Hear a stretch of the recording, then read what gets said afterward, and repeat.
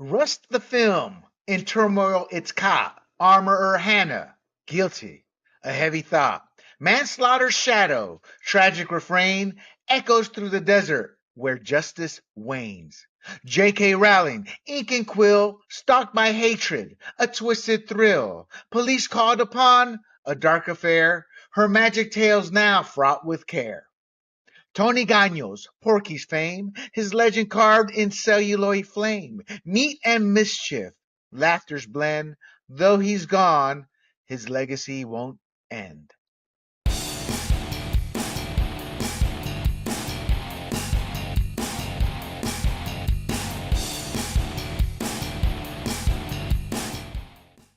Hello, everybody. This is William del Pilar, and this is the Red, White, and Rude podcast. This is your conservative, anti woke take on pop culture. We encompass the entertainment world, whether it's music, TV, films, comedy, you name it, we cover it. Welcome, everyone. We've got a good show today. We will be covering the Rust Armorer was found guilty. No, not Alec Baldwin. J.K. Rowling was turned into the police. Not physically, mind you. And a couple of quick hits. An infamous movie from my era as a teenager, Porky's, that made, hundreds, I don't want to say hundreds of millions, but it was a big monster hit off like a $3, $4, $5 million budget. One of the characters has passed on, and an interesting study was done many years ago, and it still holds true today, even despite social media and all the different ways we have what we call so-called friends. And I'll explain that as well. And that's our show today, so let's get to it. First of all, you can find us at grumblingsmedia.com, the Red, White, and Rude, as well as some of our other podcasts, which are still relevant. You can also find us on Rumble and YouTube under the moniker, the profile handle of Grumblings Media, as well as traditional podcast outlets in Google, Apple, Spotify, y Pandora. There you go, my friends. So let's get down to it. Okay, the Rust Armorer was found guilty. Her name is Hannah Gutierrez Reed, and she was the armor in the film Rust. Obviously, we all know about this because of Alec Baldwin murdering somebody, allegedly. She was found guilty of involuntary manslaughter for the accidental shooting death of cinematographer Helena Hutchins. Look, you don't want anybody dead or anybody to die. All these people here are full-blown leftists. Let's get that straight. But still, nobody deserves to die off of sheer stupidity like this. So let's get into it a bit more in detail. First of all, for the people out there, the laymen, what is an armorer? Armorers, weapons specialists, weapons handlers, weapons coordinators, our film crew specialists who work with property masters, directors, actors, stunt coordinators, and script supervisors. Weapons such as firearms, knives, swords, bows, and staff weapons are controlled by the weapons master. So I was talking to somebody. He said, look, an analogy, William, it's kind of like in the military. There's always somebody in the armory. There's always somebody in charge. Always somebody who's counting everything and knows where everything is at exactly. I have gone to my partner, Big John, and I tried to be diplomatic about this. And then one day I said, screw it. Look, I said, you civilians suck. Y'all suck at security. You suck at supervision when compared to the military. If you screw up in the military, you lose your rank, which means pay. You get restricted to the command, and meaning you can be restricted like a prisoner for X amount of time. Not to mention the fact you just lost your rank, which means you're going to be getting paid less in the future. And you could be also dock pay as well. It's brutal. The ramifications and the discipline that go with it, in terms of responsibility, but more importantly, the accountability, is night and day. This woman, this young lady, is paying for her stupidity. And because of her stupidity, somebody's dead. Now, I'm not saying this because Hollywood's woke, the movie's woke, as Alec Baldwin. It's just sheer stupidity. There was a show. I don't remember the name of it. When I start talking, I lay these podcasts out. I have great detailed outlines, but as I'm talking and telling the story, other incidents come. And there was a shooting back in the 80s. It was a show that dealt with a male model who was a spy. And it was a popular show. John Eric something is the individual who was in the show. And he was messing around on set, put a gun to his head thinking it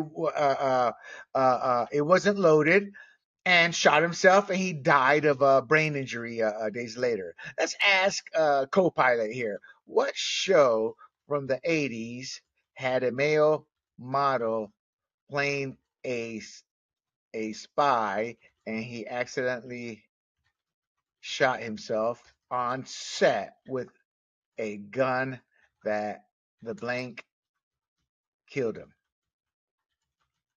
So now he had a blank in the gun, and they said he always was always messing around on set. So he put it to his head thinking it was blank, and it was, and boom. But what people don't realize is there's gunpowder. I mean, there's a little action there. It's not a bullet, but within the gun, and, and what blows out is it can kill you, obviously. And it did give me the answer. His name was John Eric Hexum. And the show was called Cover Up. I remember it was one of the shows my dad and I watched because we were spy buffs. It was the air, we didn't have cable, we didn't have streaming, we didn't have any of that. We had Showtime and HBO. Showtime came after HBO. HBO dominated, and James Bond was still big. Movies were still at a point when a big blockbuster came out, the world went out to see it. So everybody loves James Bond, and that's what this, that's kind of how they presented him as, that type of spy, good looking, gets some women. He was a good looking guy. And he died because of that accident. And you can go look it up. It was an incident where a young man died because of his stupidity. But again, also the stupidity of those on set in the military. You always account for that. So when somebody's on watch, they go to the army, they pick up their gun. It's accounted for. Right afterwards, they turn it in. I mean, there's never a time where somebody doesn't know where that gun is at or who's handling it and the responsibilities that come with it. That's not done, as we see in this one too. This example too. The armorer should go, "You're done with the gun. Let me have it." Well, it's not a bleeping toy. But they don't do that. They're intimidated. I'm going to sidestep here again. Doesn't have to do with guns, but intimidation. In the military, when you take a watch, you have to account for all the secret materials, whether it's confidential or top secret, because you're underway, wartime scenario or not, peacetime or not, doesn't matter. There's a process. The captain had taken a publication out of the controlled area where it could not leave. Period. Nobody challenged him. So I came on and I said, "Bro, I can't take this watch over until we get that publication back in here where it's supposed to be." No, not even the watch officer wanted to help me. So I got my guy who worked for me, because that was my job. I had completely revamped and repaired the NWP library, which is the library of all the secret materials, confidential materials, stuff like that. And so I went down, and to make a long story short, he was in a different part of the ship. We went to that part of the ship, knocked on it, beat it. People did not want to let me in because we're enlisted. We're always messing with each other. They thought I was messing with them, and then I just started to kick the hell out of the door. And then they got mad, and they didn't realize I was serious. And they went and told the captain. Captain called me in, had the pub right there in his hand.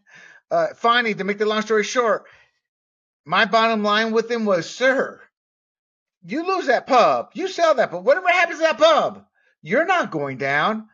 I go, "I'm going down, and Seaman, I won't say his name, is going down." I was the only one who challenged the captain. I became the golden boy because the captain knew what he had in me. He knew he had somebody who didn't care who the person on the other end was, but that I would do what was right, what was legal. And damn the torpedoes if somebody wanted to take it out on me, in this case specifically. It wasn't the first time I've stood up to captains, not because I'm an a-hole. It's because I believe in fairness. I believe that you don't mistreat people. I believe that in holding people accountable for the responsibility they say they're taking, and they're aware of the consequences. Well, this young woman, Hannah Gutierrez Reed, was not. Her responsibilities are safety, ensuring that all firearms are handled safely on the set. Maintenance, maintaining and repairing the firearms. Training, providing training and guidance to actors on safely handling firearms. This is where they fail. And you can tell me, well, the actors are arrogant, blah, blah, blah. It doesn't matter. She has a job. And if that actor doesn't respect that job, she needs to make sure they do. And if that actor gets that person fired, then sue them. Life's not fair. And to keep your integrity, you may have to go above and beyond, including what I just said, taking legal action. But now this young woman's going to spend time in prison and has to live with the nightmare that she murdered somebody. It doesn't matter if she didn't pull the trigger. Had she done her job, that person would be alive. She murdered him along with others. Compliance, making sure that the use of firearms complies with all legal requirements and film set regulations. This is where she failed again. Coordination, working closely with director, prop master, stunt coordinator to ensure the firearms are used correctly and safely. She failed there.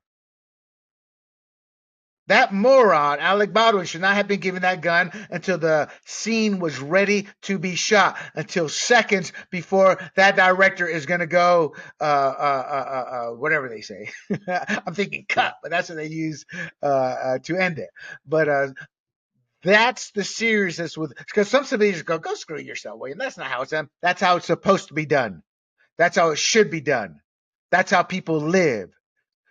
But William, it happened so rarely. Well, you go tell that to the parents of John Eric Hexum when it happened in 1984 or 83. You go tell it to this young woman's family, Helena Hutchins. You know, blows my mind. You know, Democrats always say that every life, until it's something on their end. Well, it's a greater good. When you have integrity, there are lines in the sand you don't cross. Progressives in this country and the Democratic Party and the rhino elites don't. So what was Hannah Gutierrez Reed's role? Well, according to my notes here, Baldwin's pistol should have contained only dummy rounds. But she loaded a live bullet in it. And the gun obviously fired, killing Helena Hutchins and seriously injuring an individual named Joel Souza. He got it in the shoulder. Her job was to ensure, again, all firearms are safe. Prosecutors argued that she failed to follow the essential safety procedures and that her work was sloppy. The end result, you don't even have to research. That's a given. There's a crew member, Diego, who's also suing Baldwin, but he testified and described her as less professional than other armorers he had worked with, and firearms were left unsecure. And there's a reason for that. Nepotism. Young girl, didn't have the experience. Things rarely happen like that. Doesn't think it's ever going to happen to her. Hannah Reed Gutierrez, or is it Hannah Gutierrez Reed? What's her name? Hannah Gutierrez Reed got the job because of her daddy, Thel Reed, a stuntman who worked on Tombstone, 310 to Yuma, and LA Confidential. And according to my research, he's also an armorer. So she got her job because of Daddy-O. Come here, you're going to love my little girl. Yeah. You know, as somebody dies.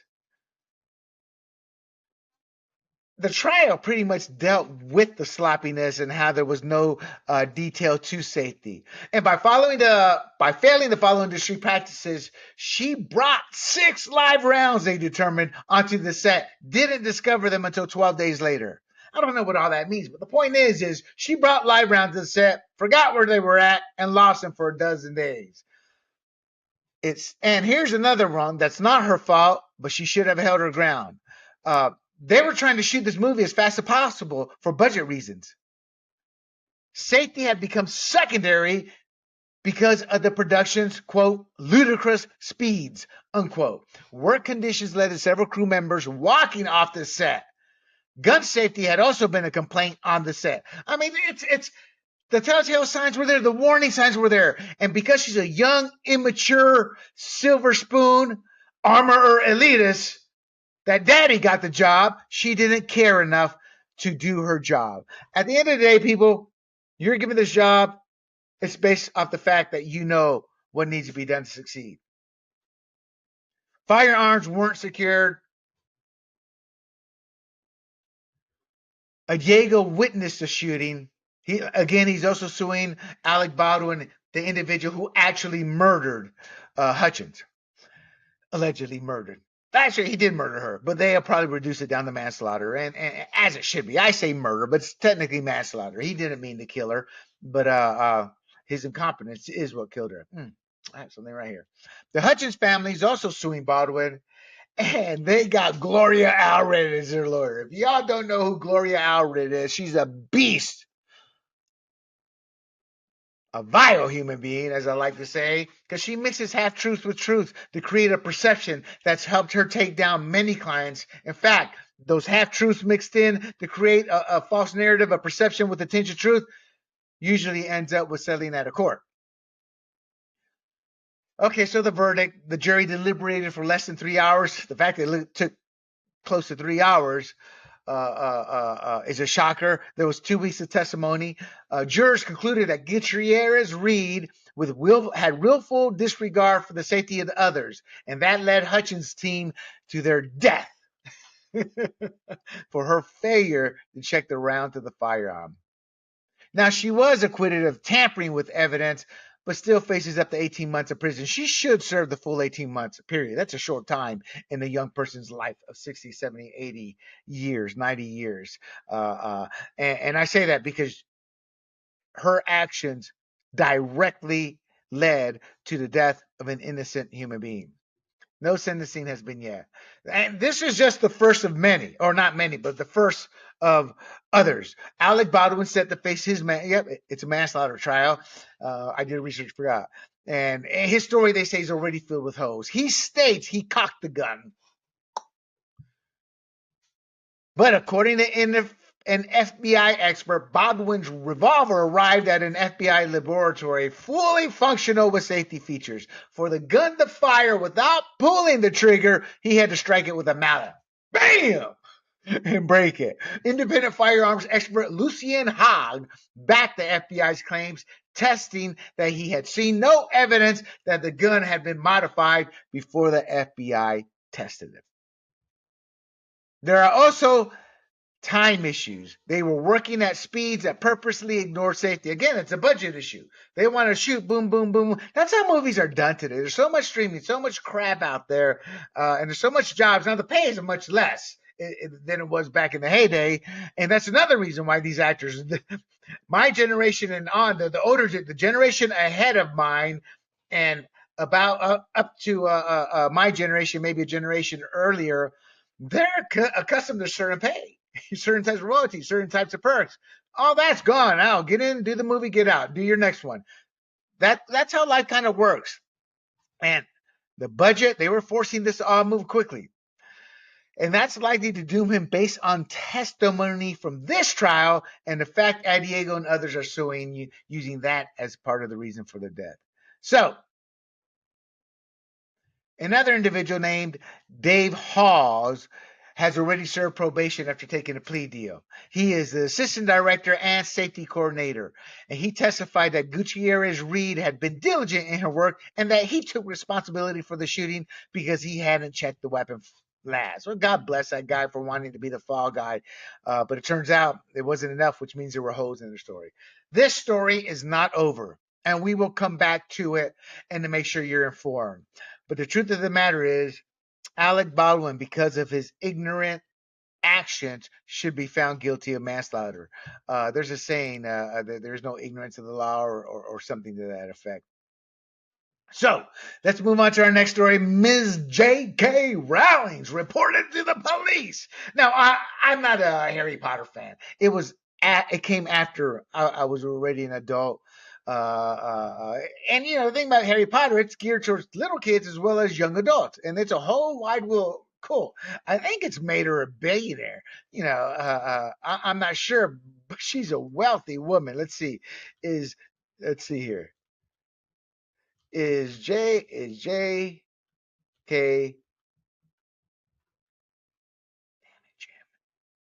Is J.K. Rowling a millionaire? I had one of these split keyboards because I'm a gamer. But when I have the mic here right in between, I got to go around. Oh, I said millionaire. Let's see. No, I meant billionaire. Let's see. I think she is to be that wealthy, man. That just shows the power of her characters, the magic she created. Yes, her estimated net worth stands at a staggering 1 billion as of June 2023. God bless her. Of course, she's become a target. However, she's also rich enough where it doesn't matter. But that's not why she's standing up for herself.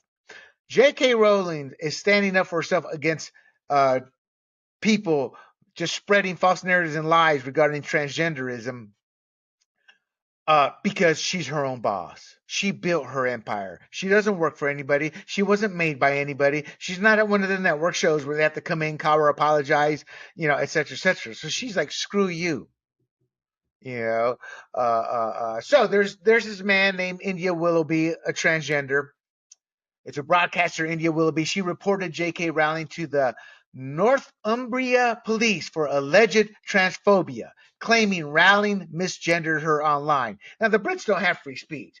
Honestly, they're not our special allies, neighbors, fam, whatever. They're nothing but a punk-ass woke country who was willing to jail conservatives for political ideological gain, and their conservative party doesn't care. Rides on with it. I mean, Boris Johnson. Y'all talk about Trump. Trump actually gave us the greatest economy and the lowest unemployment and did more for minorities than any president in my lifetime. That's not conjecture. That's fact. Boris Johnson is the ultimate joke, having failed as prime minister. But I digress. Rowling called her a man on social media as Willoughby is legally a woman. So I apologize, Willoughby. I do have a rule. If you have I'm not apologizing. I will acknowledge a transgender excuse me, as their gender if they transition. You're not a woman until you transition. So until then, you are a man, legally and biologically. Well, legally, there's a name, a gender on a piece of paper. No, I'm talking about you drop those drawers, fool. Now, there are true exceptions to it. When I say true exceptions, hermaphrodites, I think that's how to pronounce it. But there's also, here's something you may not know. People, transgenders, for lack of a different word, some of them, they're born, say, a male on the outside, but with some female stuff inside. There are newborns who undergo surgery, not at their newborn, but probably later on, but still as babies, to fix that. However, you get the hormone issue. I mean, it's a complicated issue. There are true transgenders out there.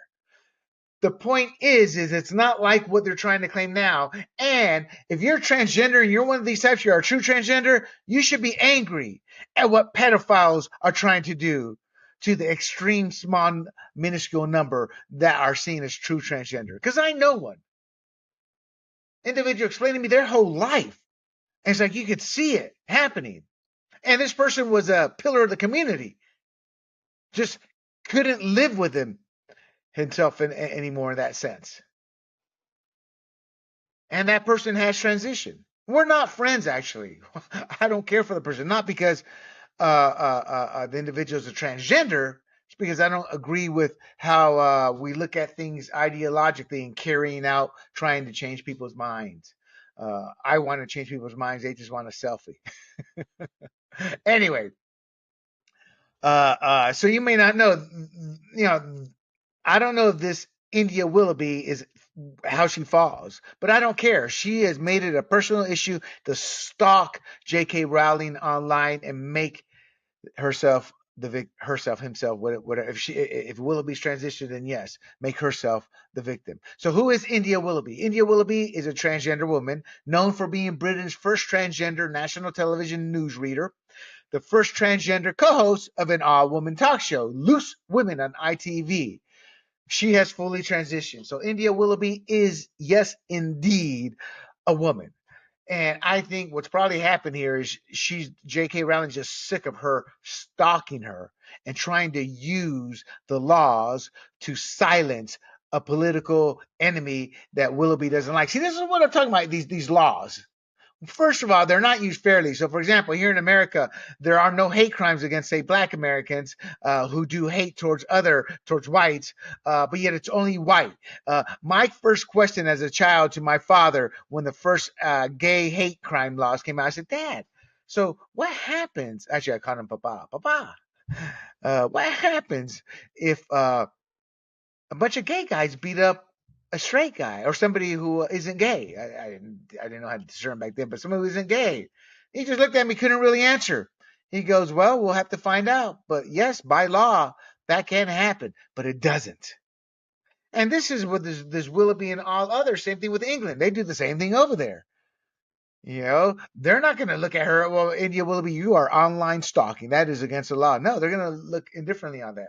On the flip side, it's going to be hard to catch J.K. Rowling. She's a billionaire. She can flee the country or do whatever. But we have these silly laws willing to imprison people. Yet they let the terrorists go. They let people who assault others go. Why? Because of wokeness. Let's get back to Willoughby. The legal implications. Willoughby believes this is a breach, what J.K. Rowling did, of both the Equalities Act and the Gender Recognition Act. She wants Rowling to be charged with a hate crime. This is, again, just another bigoted law abused or purposely set to curb free speech and imprison those who politically disagree with you. It's also, that's what I just said. However, per Rowling, no law compels anyone to pretend to believe that India is a woman because of the Forstater ruling. The Forstater ruling is a legal decision that upheld Maya Forstater's right to express her gender critical beliefs, which the Employment Appeal Tribunal recognized as protected under the UK's Equality Act. So in essence, the case affirmed that such beliefs, while protected, do not grant the right to discriminate against transgender individuals. That's how Willoughby looks at it. That despite the fact that her beliefs, not Willoughby's, but Rowling's, are protected, they don't grant her the right to discriminate against transgender individuals. So Rowling's response, J.K. Rowling said she consulted a lawyer and argued that her gender critical views are legally protected. She denies any obligation to recognize Willoughby as a woman. She should. I'm on Rowling's side based off the overall bigger picture here. But in this case, if she has transitioned, she's a woman.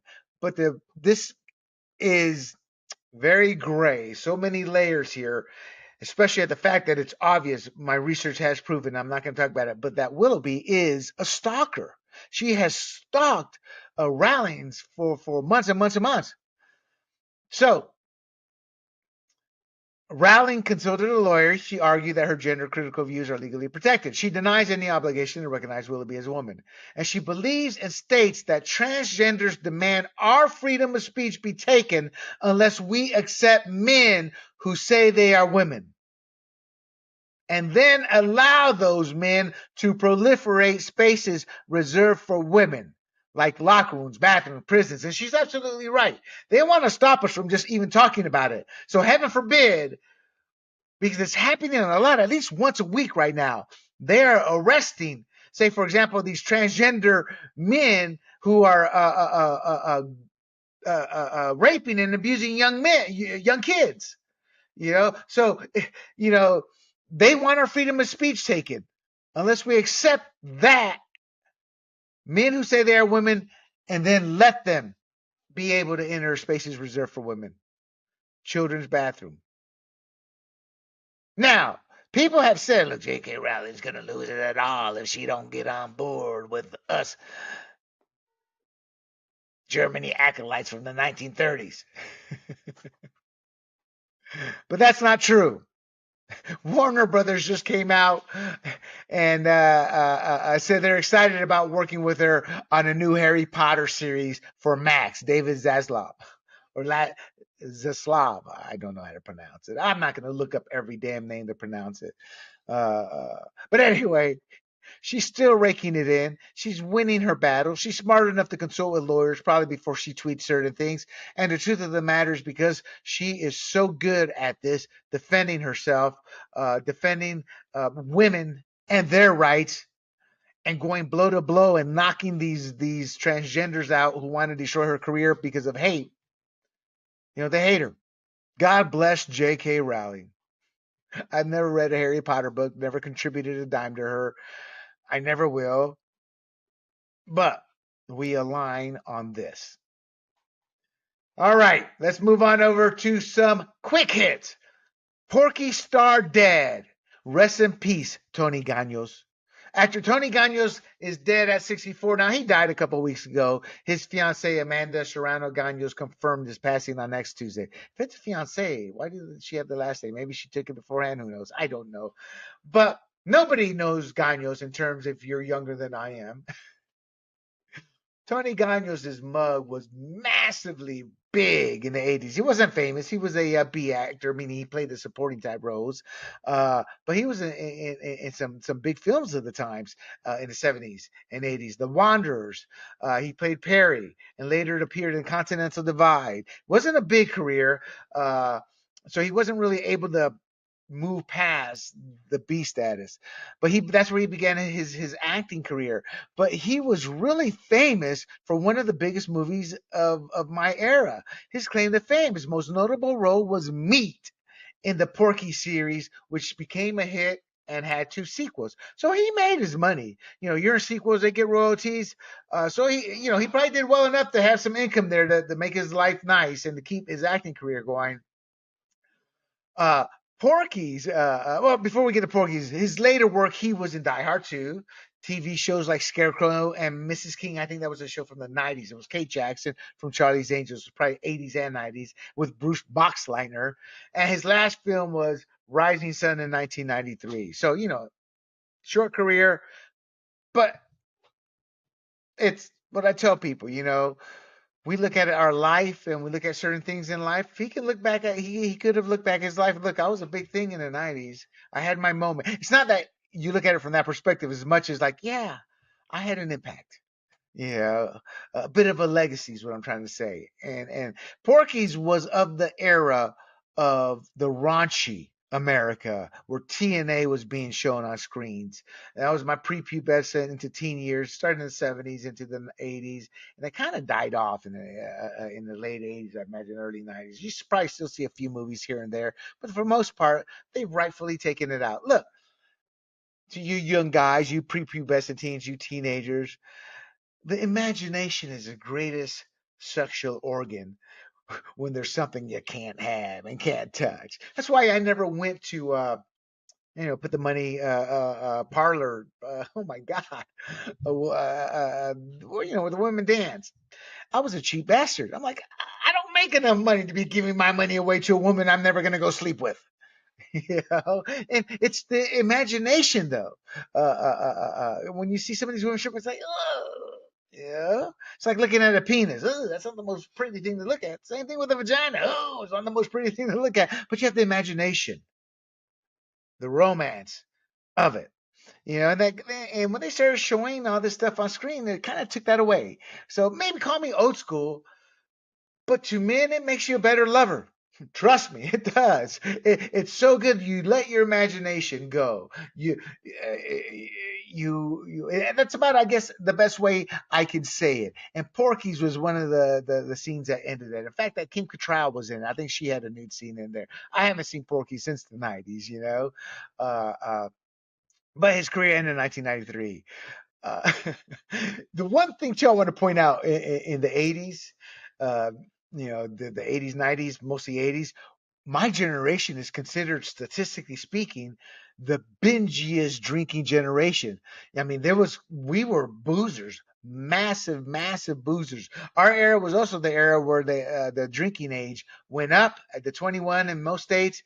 So it was, we also had the best of times and the worst of times.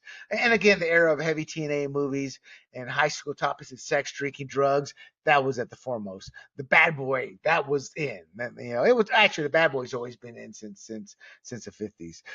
So I take that back. But TNA and drinking and all that. So he was famous for Porky's, the movie I've been talking about.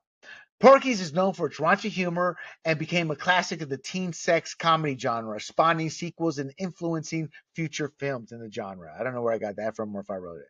But the movie was an unexpected hit. It became one of the highest grossing movies in 1992. It cost between 4 to 5 million, made over 160 million. Oh my God. Even using the 3 times profit, 5 times 3 is 15. Oh my God. It made $145 million profit. And back then, that's probably about 300, 400 million today. Who knows? It had 2 sequels, 1983's Porky's 2 the next day and 1985's Porky's Revenge. These are not classic, Oscar-worthy movies, but they were movies that made a lot of money. And I'll tell you this, Hollywood will take a movie that's not critically acclaimed over a critically acclaimed Oscar-winning movie any day of the week if it's a movie that makes the type of money that Porky's did. So let's get to the setting of the movie. The film is set in 1954 at a beach at a high school in Florida, near a swamp. I remember some of those scenes. So think of where the Florida Gators are at in terms of the university, in terms of what it represents. Or maybe I'm not. I can't remember. Take all that back. But high school in Florida. The plot, here's where the plot's TNA. A group of high school boys are on a quest to lose their virginity. They encounter various comedic and sexual escapades along the way. The boys visit Porky's. It's a notorious nightclub in the Everglades. That's why I said the swamp. It's in the Everglades, hoping to hire a prostitute. Again, they want to lose their virginity. The club's owner, Porky, humiliates the boys and takes their money, leading to a feud. And after one of their own is beaten, the boys plot revenge against Porky and his brother, Sheriff. The boys manage to sink Porky's establishment into the swamp and escape its retribution with the help of local law enforcement. So you have a movie about TNA, sex, losing virginity. Think about it, guys, girls.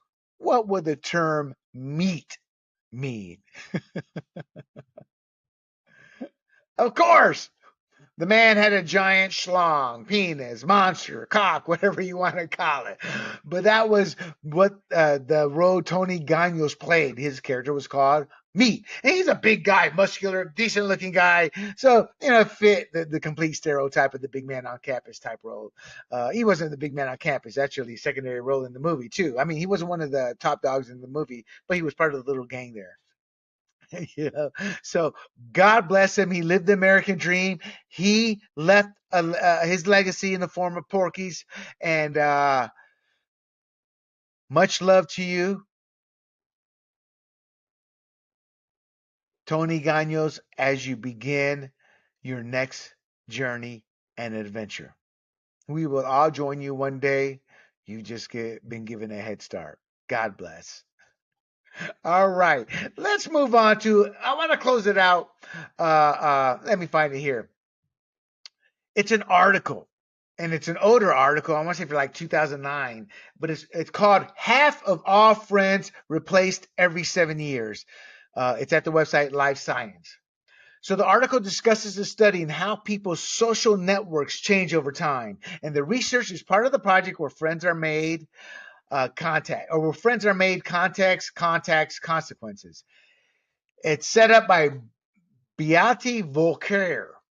I'm not sure how to spell that. Say that Beate Volker with the O having the 2 dots on top. Yes, I'm showing my ignorance here. I apologize.